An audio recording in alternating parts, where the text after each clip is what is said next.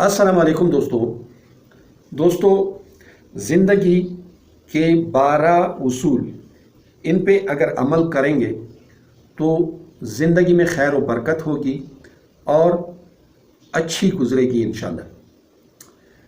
इन 12 रहनुमा उसूलों में से 4 काम ऐसे हैं जो बहुत ज़्यादा करने हैं और 4 काम ऐसे हैं जो कम करने हैं और 4 काम ऐसे हैं जिन्हें बिल्कुल भी नहीं करना।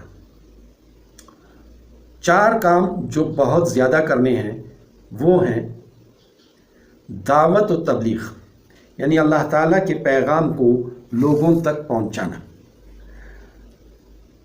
नंबर 2, इबादत और ज़िक्र इलाही। नंबर 3, तालीम व ताल्लुम, इल्म हासिल करना, दीनी भी दुनियावी भी, और सिखाना दूसरों को दीनी भी और दुनियावी भी।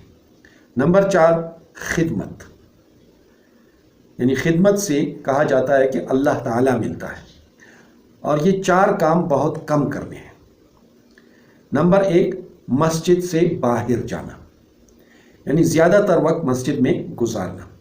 नंबर 2, नींद, यानी नींद कम करना है।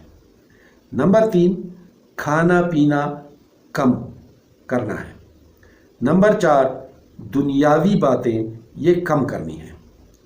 बातें अगर करनी हैं तो अल्लाह की निस्बत और मोहम्मद सल्लल्लाहु अलैहि वसल्लम की निस्बत अगर बातें हों तो इससे अच्छी बातें और नहीं। और ये 4 काम बिल्कुल भी नहीं करने। नंबर 1, फजूल खर्ची, यानी वक्त का फजूल खर्च करना, बिजली का फजूल खर्च करना, पानी का फजूल खर्च करना, या इस तरह से खाने पीने की चीज़ों में इसराफ करना। इस तरह से हर काम में फजूल खर्ची, इसराफ, इससे ये बिल्कुल नहीं करना। नंबर 2, ज़बान का सवाल, यानी अल्लाह के सिवा किसी के सामने सवाल नहीं करना है, किसी से कोई चीज़ मांगनी नहीं है। नंबर 3, दिल का सवाल, यानी गैर अल्लाह से दिल में ये तमा भी ना रखें कि अगर मैं इनसे मिला, ये हुआ वो हुआ तो वो मेरी बिगड़ी संवार देगा।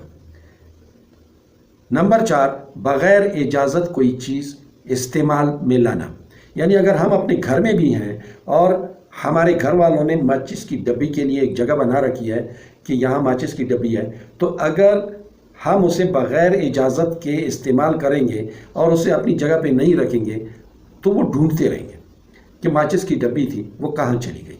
या इस तरह से अगर किसी के चप्पल हैं या दूसरी ऐसी चीज़ है, मामूली चीज़ें होती हैं जिन्हें हम बग़ैर इजाज़त के इस्तेमाल करते हैं और उसे किसी भी वक्त उस चीज़ की ज़रूरत पड़ सकती है, तो वो उसे फिर ढूंढता फिरेगा। तो इंशाल्लाह उम्मीद है दोस्तों कि इन 12 उसूलों पे अमल पैरा होकर के हम अपनी ज़िंदगी को संवार सकते हैं और दूसरों को तकलीफ़ से बचा सकते हैं। अल्लाह हाफ़िज़।